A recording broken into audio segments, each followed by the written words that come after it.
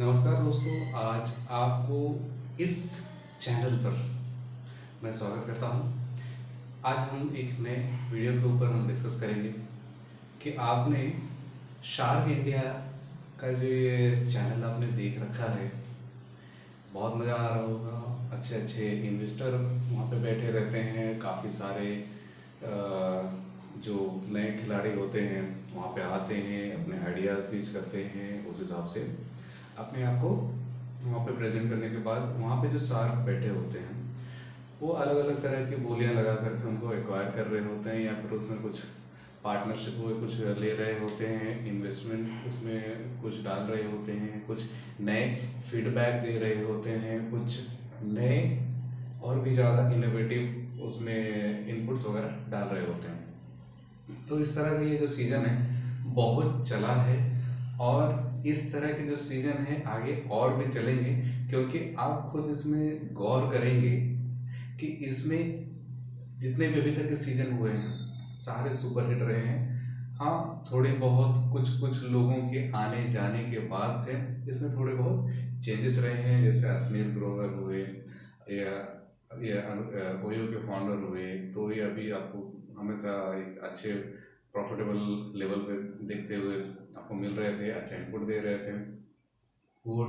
Board के जो मालिक हैं उनका आपको उसमें देखने को मिल रहा था।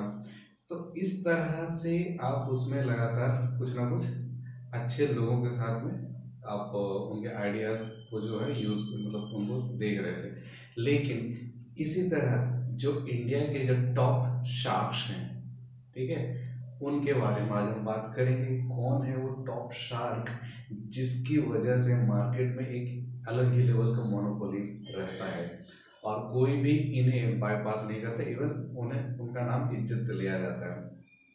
आज हम इनके बारे में बात करेंगे और कुछ जो एक मार्केट सिनारियो है उनके बारे में हम इनके बारे में थोड़ी सी बातें करेंगे। तो चलिए शुरुआत करते हैं। तो पहला, हर किसी का जबान पे नाम रहता है, अंबानी ग्रुप। मुकेश अंबानी जी को कौन नहीं जानता है, और आज के डेट में सबसे बड़े रईस इंसानों में उनका नाम लिया जाता है। इससे पहले कोई और भाई साहब थे, बड़े उनका नाम हुआ करते थे, बड़े लोगों के साथ उठना बैठना था, लेकिन कुछ समय से थोड़ा उनका बुरा दौर चल रहा है। इस वजह से वो थोड़े से अभी पीछे हैं, उनके बारे में भी बात करेंगे। लेकिन वो कौन से नंबर पे हैं और क्या रैंकिंग अपनी रख रहे हैं उसके बारे में हम बात करेंगे आगे। तो चलिए अंबानी ग्रुप के बारे में बात करें। जो जियो है, मेन बिजनेस अभी यहाँ से आ रहा है उनका, और ये टेलीकॉम सेक्टर की एक बेहतरीन कंपनी मानी जा सकती है, और मानना ही पड़ेगा भाई, उसके ऊपर हम खुद वीडियोस बनाते बनाते स्टार्ट किए थे और आज यहाँ तक हम पहुँचे हैं। तो इस चीज़ के बारे में तो हमें बात करना ही पड़ेगा कि वो बड़ी कंपनी है और मार्केट को इन्होंने डिसरप्ट किया है, और अच्छे खासे जो खिलाड़ी थे भाई अभी कहीं और हैं, और एक जो सरकारी था वो भी शायद वापस आने की तैयारी कर रहा है, लेकिन देखते हैं क्या होता है। नेटवर्क 18 भाई, हम काम भी वही करें और मार्केट हमें दिखाए भी वही, कितना अच्छा लगता है ना। क्योंकि लोग अपने पीआर पब्लिसिटी के लिए काफ़ी पैसे खर्च करते हैं, जब अपनी ही खुद की कंपनी हो तो पैसे क्यों खर्च करना है। ये दूसरे नंबर पर उनका। तीसरा है रिलायंस रिटेल, जो कि बहुत ही खतरनाक तरीके से रिटेल के जो मार्केट है, ऑफलाइन स्टोर की बात कर रहा हूँ, और खतरनाक तरीके से काम कर रहा है। उसके बाद रिलायंस पेट्रोकेमिकल,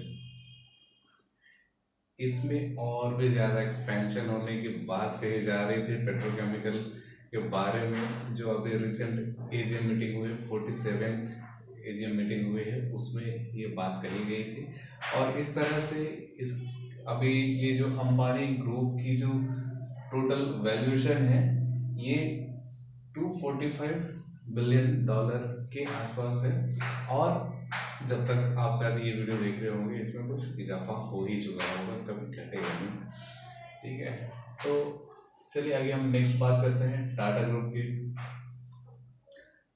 टाटा ग्रुप एक बहुत अच्छा एक सोशली मतलब सोशली इकोनॉमिक प्रोडक्ट में लेके आते हैं और मार्केट में इनकी ब्रांड वैल्यू किसी और कंपनी से ज़्यादा इनमें दिखती है। लॉयल्टी दिखेगी आपको, ट्रस्ट।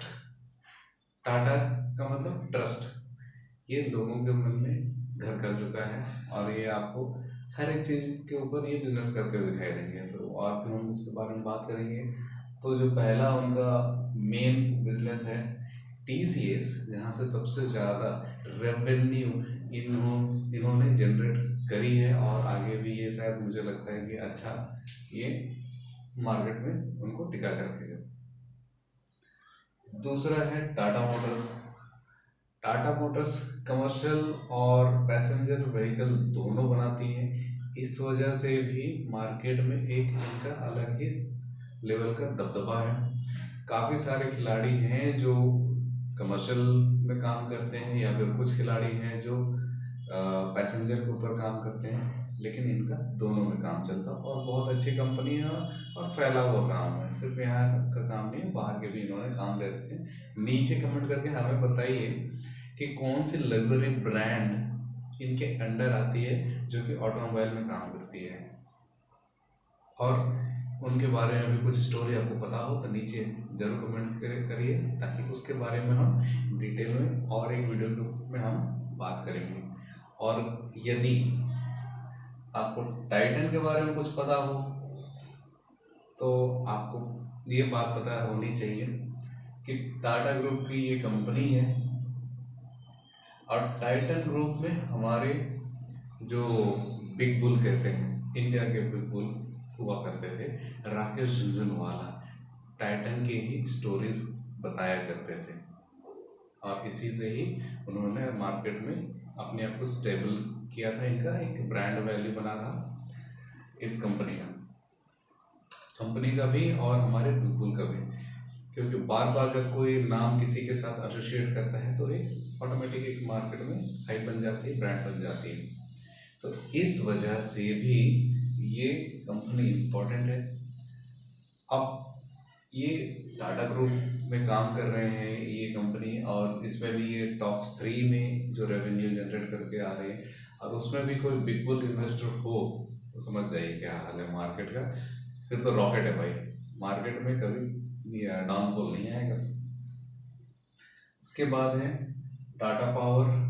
पावर में भी इन्होंने अच्छा काम रखा है, पावर डिस्ट्रीब्यूशन सिस्टम इनका बहुत अच्छा है। कुछ एक सिटी में है और कुछ ऐसे कुछ सिटीज़ हैं जहाँ पे मतलब स्टेट के लेवल पे हम बात करें तो उनका फुल कंट्रोल रहता है। ऐसे दूसरे कंपनी में मैं नहीं देखा हूँ उतना ज़्यादा कंट्रोल, क्योंकि कुछ गवर्नमेंट एंटिटीज़ भी वहाँ पे रहती हैं, लेकिन इनका वहाँ पे भी फुल कंट्रोल मैं देखा। नीचे कमेंट कीजिए कौन सी कंपनी है। वैल्यूएशन की बात करें तो ये $313 बिलियन का इनका वैल्यूएशन है, बहुत अच्छा है। और ये चाहे तो मुझे लगता है कभी भी नंबर 1 बन सकते हैं, लेकिन नंबर 1 क्यों नहीं बनना है आपको भी पता है भाई, कभी किसी के नज़र ना लग जाए तो नज़र से बच कर रहते हैं।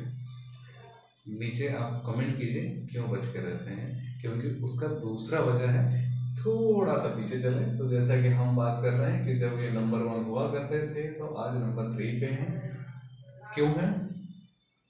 शायद आपने हिंडनबर्ग का नाम सुना है और ये नाम जुड़ा हुआ होता था अदानी ग्रुप के साथ। जी हाँ, मैं बात कर रहा हूँ ये गौतम अदानी जी का ग्रुप की कंपनी के बारे में, जिसमें पहला नंबर पे जो बहुत अच्छा इनको रेवेन्यू जनरेशन का काम करती है ये अदानी इंटरप्राइजेस है।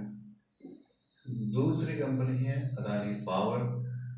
और रिसेंट इंसिडेंट मैं बताना चाहूँगा, थोड़ा मुझे भी खराब लगता है लेकिन ये उसके साथ एसोसिएट है कि बांग्लादेश में एक्सपोर्ट कर रहे थे पावर, और वहाँ पे एक अच्छा लेवल का उन्होंने मार्केट एक्वायर कर रखा था।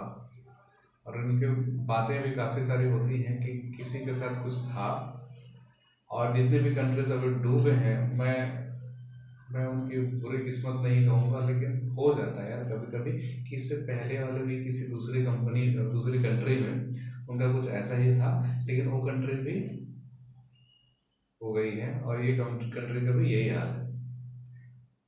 तो वहाँ से इनका बिजनेस में बहुत ज़्यादा डेंट पड़ा है। हालांकि इंडिया में भी अच्छा काम है, लेकिन किसी भी कंपनी को बाहर आउटसोर्स या फिर आप बाहर जो एक्सपोर्ट कर रहे थे पावर, ये दूसरे किसी कंपनी को अलाउड नहीं है। सिर्फ इनके पास एक्सक्लूसिव राइट है। क्यों है भाई? मोटा भाई बताएंगे, वरना हमारी हमारी जो ये वीडियो है ना वो चल नहीं पाएगी। नीचे कमेंट करके हमें बताइए क्यों। तीसरे नंबर में अदानी पोर्ट्स एंड लॉजिस्टिक्स है। समुद्र के ऊपर राज करते हैं भाई, और उनका एक मजबूत होल्ड है। और कौन कौन से पोर्ट के ऊपर इनका डायरेक्ट होल्ड है, कौन कौन से जो एयरपोर्ट्स हैं उनके ऊपर डायरेक्ट होल्ड है, आप नीचे कमेंट कीजिए। क्योंकि हम नहीं चाहते कि आप आराम से बैठ करके चिल कर रहे हैं और हम यहाँ पे मेहनत कर रहे हैं। आप थोड़ी अपनी हाथों को भी प्रैक्टिस में लेके आइए, उंगलियों को थोड़ा जोर डालिए, ताकि हमें भी पता चले कि क्या हम यूं ही एजुकेशनल के जो वीडियोस बनाते रहते हैं, क्या सच में आप उसके ऊपर इंटरेस्टेड हैं या नहीं। नीचे जरूर कमेंट कीजिए। फोर्थ में है अदानी रिन्यूएबल एनर्जी। इनका अभी यदि हम बात करें तो अभी और ज़्यादा एक्सपेंशन का फंड यहाँ से एलोकेशन आ रहा है, और आगे ये बहुत अच्छा बूम करेगा। क्यों करेगा? आपको ऑटोमोबाइल सेक्टर से जुड़ा हुआ आपको यदि थोड़ा भी है अंदाज़ा, तो आपको पता चल जाएगा कि क्यों करेगा। और इसकी जो वैल्यूएशन है ये 105 बिलियन डॉलर की है। तो मैं ये नंबर जो है एक अप्रोक्स में लेकर आया हूँ, और मुझे लगता है कि शायद जब तक आपके पास ये डेटा आ रहा होगा तब तक इसमें काफ़ी ज़्यादा चेंजेस आ चुके होंगे। आप जब भी ये वीडियो देख रहे हैं उसका डेट डालिए और क्या वैल्यूएशन है आप नीचे मेंशन कर दीजिए, ताकि लोगों को एक अपडेट रहे कि हाँ भाई इस डेट तक में कितना वैल्यूएशन है, ताकि हम भी कभी ऐसे भविष्य में कोई वीडियो बनाए तो पता चले कि इनकी ट्रेजेक्ट्री कहाँ से कहाँ तक गई थी। आशा करता हूँ इस तरह के वीडियोस आपको पसंद आती हैं, और मैं डिस्क्लेमर दे दूँ कि यह वीडियो जो है एजुकेशनल पर्पस के लिए है। तो कभी भी इन सारी कंपनीज के ऊपर मेरा कोई भी इन्वेस्टमेंट का कोई भी टिप नहीं है। आप निवेश करने से पहले अपने रिसर्च कर लें, उसके बाद ही अपना जो फाइनेंस एनालिस्ट होते हैं या फिर आपके फाइनेंशियल एडवाइज़र होते हैं, आप उनसे कंसल्ट करके ज़रूर ये डिसीजन ले सकते हैं। लेकिन ये इन्वेस्टमेंट के लिए कोई भी टिप नहीं है, मैं डिस्क्लेमर देना चाहता हूँ। और इसी तरह के वीडियोस आपको यदि पसंद आती रहती है तो हमारे इस चैनल को अब भी सब्सक्राइब कर लीजिए, ताकि आपको इसी तरह के और भी वीडियोस मिलती रहे, ताकि हमारा भी मनोबल बढ़ा रहता है जब जब आप सब्सक्राइब का बटन दबाते हैं, लाइक का बटन दबाते हैं और कमेंट करते हैं कि आपको क्या चाहिए। मिलते हैं नेक्स्ट वीडियो में, तब तक के लिए टेक केयर, बाय बाय। मिलते हैं नेक्स्ट वीडियो में।